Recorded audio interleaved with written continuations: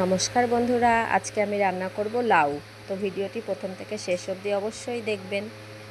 প্রথমে কড়াইতে তেল দিয়ে আমি বড়িগুলো ভেজে নিলাম, আর লাউ কেটে আমি ধুয়ে সাইডে রেখে দিয়েছি।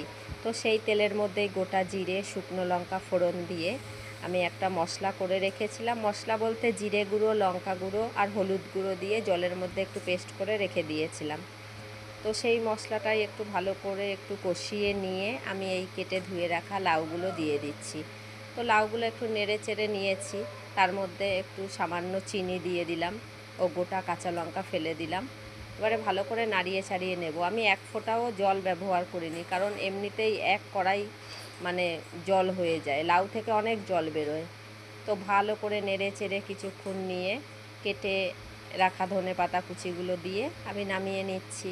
তো আমাদের লাউয়ের তরকারি রেডি। এবার ভাজা বড়িগুলো একটু ভেঙে তার উপরে ছিটিয়ে দিলাম। তো